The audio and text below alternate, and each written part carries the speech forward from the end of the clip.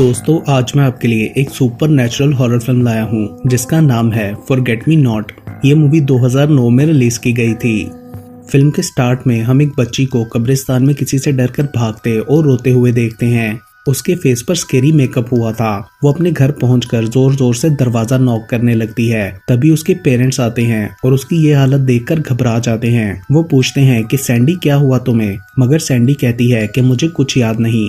उसके बाद movie cut off होती है और हमें सैंडी का बेडरूम दिखाया जाता है। वो अब बड़ी हो चुकी थी। फिर हम एक लड़की को हॉस्पिटल बेड पर देखते हैं जिसके साथ उसके बचपन की फोटो रखी हुई थी। वो लड़की पार्शियल कोमा स्टेट में थी। नर्स उसको साफ करके उसका गाउन चेंज करती है। दूसरी तरफ सैंडी और उसका भाई एली अपने फ्रेंड टीजे के घर पार्टी में जाने के लिए तैयारी कर रहे होते हैं। उसके बाद हम उनके फ्रेंड्स लेक्स और जेक को देखते हैं। वो दोनों भी बहन भाई थे और जेक सैंडी का बॉयफ्रेंड था। लेक्स और टीजे एक दूसरे के साथ रिलेशन में थे। अगले सीन में हम उनके एक और फ्रेंड चैड को देखते हैं जो कि अपनी गर्लफ्रेंड लैला को चीट कर रहा था। वो सब लोग ग्रेजुएट हुए थे और इसलिए सब फ्रेंड्स ने रात को टीजे के घर पर ग्रेजुएशन पार्टी अरेंज की थी। लेक्स के डैड टीजे को वार्न करते हैं कि तुम्हारा रिजल्ट अच्छा नहीं आया। सैंडी और एली ने बहुत अच्छे ग्रेड्स लिए थे, इसलिए उसके टीचर उसके घर आकर उन्हें कांग्रेट्स करते हैं। उनके पेरेंट्स अपने बच्चों के लिए बहुत प्राउड फील कर रहे थे। टीचर उनको स्टैनफोर्ड में फुल एकेडमिक स्कॉलरशिप देता है जिससे वो दोनों बहुत खुश हो जाते हैं। उसके बाद पार्टी में सब लोग मिलते हैं और बहुत ज्यादा एंजॉय करते हैं। सैंडी सबको बचपन में खेलने वाली एक गेम के बारे में याद करवाती है जो वो लोग ग्रेवयार्ड में खेला करते थे। फिर वो लोग दोबारा वही गेम खेलने का सोचकर ग्रेवयार्ड जाते हैं। गेम के रूल्स थे कि सब लोगों को हाइड एंड सीक की तरह छुपना है और एक बंदा घोस्ट बनकर उनको ढूंढते हुए डराकर आउट करेगा। वहाँ पर अचानक से उनकी एज की एक और लड़की आ जाती है और कहती है कि मुझे भी खेलना है, ये मेरी फेवरेट गेम है। तो वो सब उसे भी गेम में ले लेते हैं। गेम में जो लोग पकड़े जाने थे वो भी घोस्ट बन जाते हैं और एंड पर जो बचेगा वो गेम का विनर होगा। उसके बाद एली पहले घोस्ट बनता है और बाकी सब छुप जाते हैं। वो सबको ढूंढने लगता है। एक एक करके सब पकड़े जाते हैं और एंड पर वही नई लड़की रह जाती है। तो सैंडी उसके पीछे जाती है। वो क्लिफ तक पहुंच जाती है तो सैंडी उसके पास जाकर कहती है कि तुम जीत चुकी हो। वो लड़की सैंडी से पूछती है कि क्या मैं तुम्हें याद हूँ, और फिर वो यू विल कहते हुए नीचे कूद जाती है। तभी बाकी सब वहाँ आते हैं और सैंडी उन्हें उस लड़की के कूदने का बताती है। अगले सीन में पुलिस वहाँ पर इन्वेस्टिगेट कर रही होती है मगर उन्हें नीचे कोई भी डेड बॉडी नहीं मिलती। सैंडी बहुत ज्यादा घबरा चुकी थी। वो सब उसे घर ले जाते हैं। बाकी सबको लगता था कि शायद वो लड़की कोई प्रैंक कर रही है और कहीं छुप गई होगी, इसलिए पुलिस वाले उसे रोकने के लिए वहीं रुक जाते हैं। उसके बाद हमें एक फ्लैशबैक दिखाया जाता है जहाँ पर ग्रेवयार्ड में सैंडी और उसके साथ वो कूदने वाली लड़की दोनों बचपन में ग्रेवयार्ड में वही गेम खेल रही होती हैं। उस बच्ची को एस्थमा का प्रॉब्लम था और वो इनहेलर यूज करती है। सैंडी उससे पूछती है कि तुमने बालों में ये फूल क्यों लगाया हुआ है। वो लड़की बताती है कि इस फूल को फॉरगेट मी नॉट कहते हैं और इन्हें यूजुअली कब्रों पर रखा जाता है ताकि हम एक्सप्रेस कर सकें कि हम अपने मरने वाले प्यारों को भूले नहीं हैं। और वो ये फूल बालों में इसलिए लगाती थी क्योंकि उसने अपने किसी को खोया था।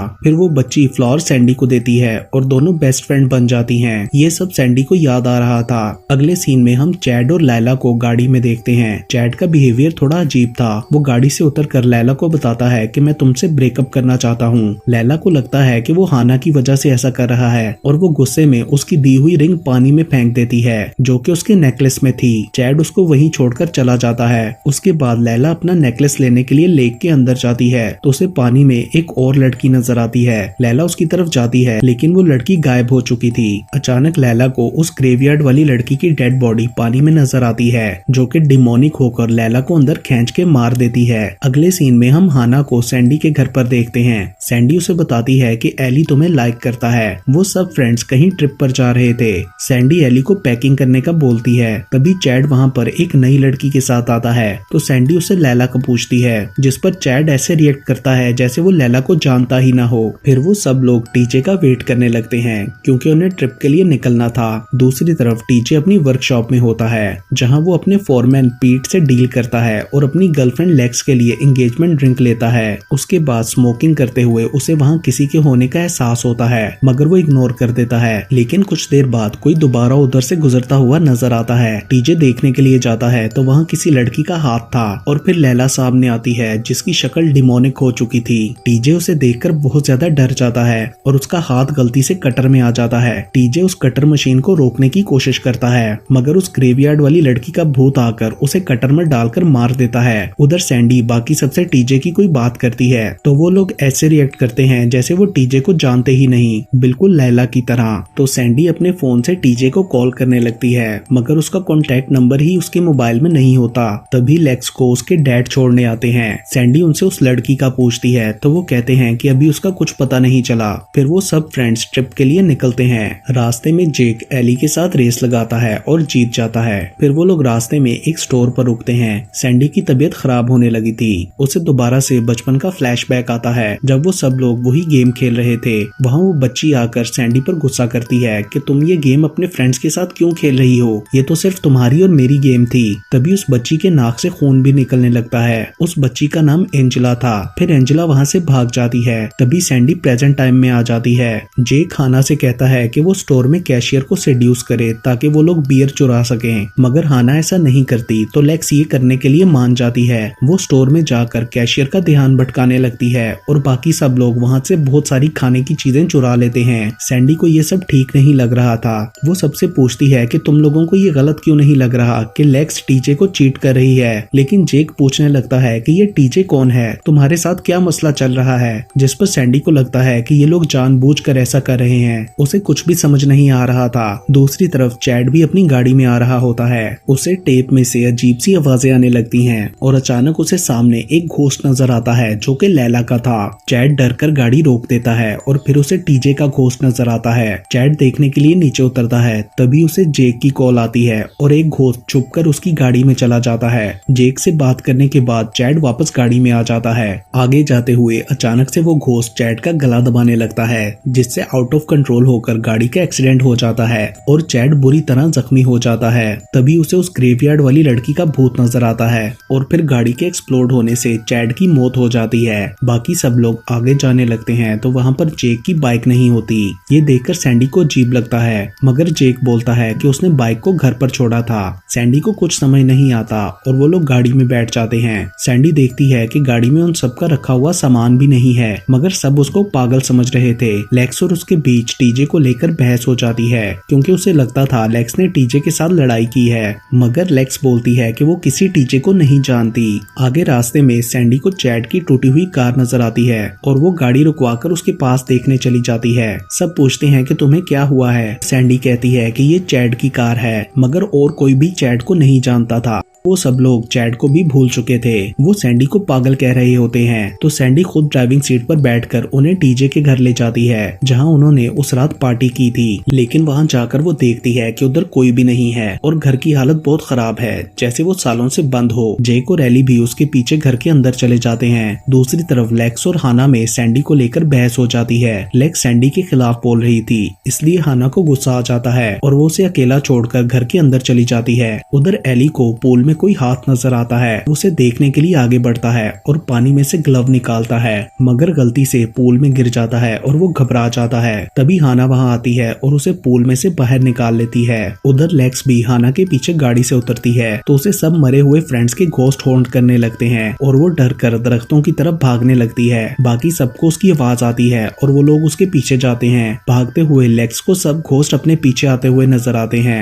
और वो डर कर और तेज भागने लगती है। तभी अचानक से वो एक गड्ढे में गिर जाती है। उसके बाकी फ्रेंड्स भी वहां पहुंच जाते हैं और लेक्स उनकी आवाज सुनकर मदद के लिए चिल्लाती है, मगर उन तक उसकी आवाज नहीं जाती और तभी गड्ढे में से बहुत से हाथ निकलकर उसे पकड़ लेते हैं। फिर उस ग्रेवयार्ड वाली लड़की का भूत सामने आकर लेक्स को मारने लगता है और गड्ढा भी मिट्टी से भरने लगा था। सैंडी वहां पहुंचकर लेक्स को बचाने की कोशिश करती है, मगर लेक्स मिट्टी के अंदर दबकर मर जाती है और सैंडी उसे बचा नहीं पाती। वो बहुत ज्यादा घबरा चुकी थी। बाकी सब वहां आकर पूछने लगते हैं कि तुम्हें क्या हुआ हुआ उनको लेक्स के बारे में भी कुछ याद नहीं था। सैंडी उन्हें रोते हुए सब बताने लगती है, मगर किसी को कुछ भी समझ नहीं आता। तो सैंडी उन सबको पुलिस स्टेशन लेकर जाती है। तो वहाँ लेक्स के डैड जैक बहुत स्ट्रेंज बिहेव करते हैं और उस लड़की के बारे में पूछने पर वो बताते हैं कि उसका नाम एंजेला स्मिथ है और वो एक कॉन्वेंट में रहा करती थी। ये बताकर जैक कहते हैं कि केस क्लोज्ड है। तो सैंडी उन पर गुस्सा करने लगती है कि लोग गायब हो रहे हैं। उसके फ्रेंड्स उसे वहाँ से बाहर ले जाते हैं। सैंडी उनसे कहती है कि हमें कॉन्वेंट जाना है, मगर हाना बोलती है कि मैं तुम्हारे साथ नहीं जाऊंगी। सैंडी उसे चलने और एक साथ रहने के लिए मनाने लगती है। जेक कहता है कि तुम्हारे लिए वहाँ जाना जरूरी है, तो हम सब सुबह चले जाएंगे। और रात के लिए वो लोग पास के एक होटल में स्टे करते हैं। वहाँ पर एली सैंडी का मूड ठीक करने की कोशिश करता है और कहता है कि मुझे तुम्हारी हर बात पर यकीन है। हाना सैंडी के ड्रिंक में रिलैक्सिंग टैबलेट मिला देती है और जेक उसे सब भुलाकर आराम करने के लिए कहता है। थोड़ी देर बाद सैंडी सो जाती है और हाना एली के साथ बाहर पूल में जाती है। दूसरी तरफ सैंडी को सोते हुए पुराना ख्याल आने लगता है जब वो लोग बचपन में रात के वक्त ग्रेवयार्ड में वही गेम खेल रहे थे। उन सब ने घोस्ट वाला मेकअप भी किया हुआ था। सैंडी की तबीयत खराब हो रही थी। जेक उसे संभालने लगता है। सैंडी रूम की चीजें तोड़ रही थी और होश में नहीं थी। जेक से संभालना मुश्किल हो रहा था। तभी एली वहाँ आकर जेक की मदद करता है। हाना भी वहाँ आकर दरवाजा नॉक करती है। अचानक उसे दीवार के पीछे कोई नजर आता है और वो समझती है एली प्रैंक कर रहा है। तभी घोस्ट उसके सामने आ जाता है और वो डरकर भागने लगती है, मगर आगे और भी घोस्ट आ जाते हैं। हाना उससे बचते हुए एक रूम में छुप जाती है जो कि पावर सप्लाई का रूम था। तभी वहाँ उस एंजेला का भूत आ जाता है और वो हाना को इलेक्ट्रिक शॉक देकर मार देती है। दूसरी तरफ सैंडी को होश आता है तो वो जैक से एली के बारे में पूछती है। अचानक से उसके मोबाइल पर एली की कॉल आती है जो कि अब उनके साथ नहीं बल्कि अपने घर पर था और वो हाना के बारे में भी सब कुछ भूल चुका था। सैंडी उसे कॉन्वेंट में मिलने के लिए कहती है। होटल के बाहर जेक की बाइक देखकर सैंडी थोड़ा हैरान होती है और फिर वो दोनों कॉन्वेंट जाते हैं। वहाँ पर वो लोग सिस्टर डोरलेस से मिलकर एंजेला के बारे में पूछते हैं। सिस्टर बताती है कि वो सेंट मैरी हॉस्पिटल में कोमा स्टेट में है। सिस्टर जेक को वहाँ रुकने का कहकर सैंडी को एंजेला के रूम में ले जाती है। वहाँ पर फादर आकर जेक को बॉयज फ्लोर पर ले जाते हैं। एंजेला के बेड के ऊपर एक ड्राइंग लगी हुई थी। नन बताती हैं कि एंजेला के अपने कुछ पावरफुल बिलीफ्स थे और वो कहती हैं कि इंसान किसी चीज पर जितना यकीन रखे उतनी ही वो चीज आहिस्ता आहिस्ता सच होती जाती है। नन के जाने पर सैंडी को वहाँ एंजेला की कुछ ड्राइंग्स मिलती हैं जो कि काफी डिस्टर्बिंग थी।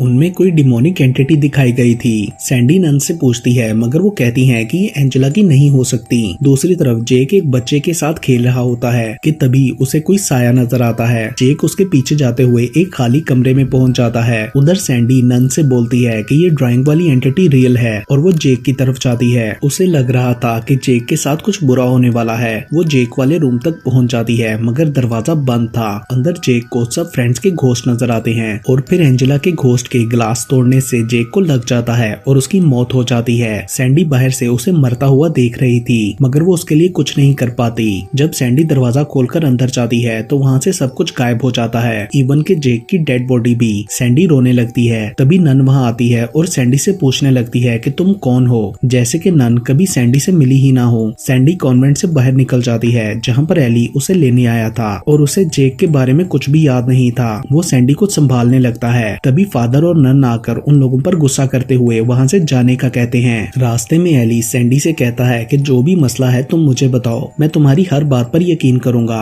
उसके बाद सैंडी उसे बचपन की उस गेम और एंजेला लड़की के बारे में याद करवाती है और बताती है कि लास्ट नाइट हम दोबारा अपने फ्रेंड्स के साथ वही गेम खेल रहे थे मगर ये ड्राइंग वाली एंटिटी उन्हें ले गई। ये डिमोनिक एंटिटी एंजेला और उस गेम के साथ कनेक्टेड है। सैंडी की बातों से एली को रियलाइज होता है कि सब कुछ उसी गेम की तरह हो रहा है और सैंडी कहती है कि इसको खत्म करने के लिए उन्हें घोस्ट यानी एंजेला को मारना होगा। उनके घर पहुंचने पर जैक वहां होता है जिसके साथ हॉस्पिटल वाले थे। उन सबको लगता था कि सैंडी के साथ कोई मेंटल प्रॉब्लम है और उसे ट्रीटमेंट की जरूरत है। वो लोग उसे सेडेटिव इंजेक्शंस लगाकर जबरदस्ती हॉस्पिटल ले जाते हैं। एली सैंडी के साथ जाता है और वो उसे चिल्ला चिल्ला कर कह रही होती है कि किल हर। सब लोग सैंडी को इमरजेंसी में ले जाते हैं और एली बाहर वेट करने लगता है। तभी अचानक से सारे घोस्ट सामने आकर उस पर अटैक करके मार देते हैं। अंदर सैंडी बार बार एली का नाम ले रही थी मगर उसके पेरेंट्स अपने बेटे एली को भी भूल चुके थे। वो समझते हैं कि सैंडी अपने किसी दोस्त के बारे में बात कर रही है। नींद में जाते हुए सैंडी एंजेला का नाम लेती है और डॉक्टर कहती है कि वो तो इसी हॉस्पिटल में एडमिट है। उसके बाद नींद में सैंडी को ख्याल आता है कि उन्होंने बचपन में एंजेला के साथ एक स्केरी प्रैंक किया था। उसके सब फ्रेंड्स और उसने स्केरी मेकअप करके एंजेला को डराया था। उसे अस्थमा का अटैक आ गया था और डरकर भागते हुए वो कॉन्वेंट के दरवाजे से टकराकर गिर गई थी। तब उसे सीजर्स अटैक आए थे और सब लोग उसे छोड़कर वहाँ से भाग गए थे। तभी नन डोरोलेस ने बाहर निकलकर एंजेला को संभाला था। उसके बाद सैंडी को होश आ जाता है और वो इस सबको खत्म करने के लिए एंजेला के रूम में उसे मारने के लिए जाती है और उसकी लाइफ सपोर्ट हटा देती है ताकि वो मर जाए। लेकिन रूम से बाहर आने पर भी वो नोटिस करती है कि एंजेला जिंदा है क्योंकि उसके वाइटल्स चलने की आवाज आती है। वो वापस जाकर देखती है कि एंजेला अपने बेड पर बैठी है। तभी सैंडी के पीछे उसके फ्रेंड के घोस्ट लग जाते हैं और वो हॉस्पिटल की छत पर पहुंच जाती है जहां उसे एंजेला के बचपन का विजन आता है जिसने फॉरगेट मी नॉट फ्लावर्स का बुके पकड़ा होता है। वो छत के एज पर ले जाकर बुके सैंडी को देती है और फिर डिमोनिक शक्ल में आकर सैंडी को डराती है। सैंडी डरकर छत से नीचे गिर जाती है। एंड के सीन में हम देखते हैं कि एंजेला मिरेक्युलसली कोमा से बाहर आ चुकी है और बिल्कुल ठीक है। दूसरी तरफ सैंडी अब कोमा में जा चुकी थी और एंजेला की तरह लाइफ सपोर्ट पर थी। इस मूवी से हम ये कंक्लूड करते हैं कि बचपन में एंजेला ने उस डिमोनिक एंटिटी को अपना दोस्त बना लिया था और फिर वो सैंडी और उसके फ्रेंड से एंजेला का बदला लेती है और इसके साथ ही ये मूवी यहीं पर खत्म हो जाती है।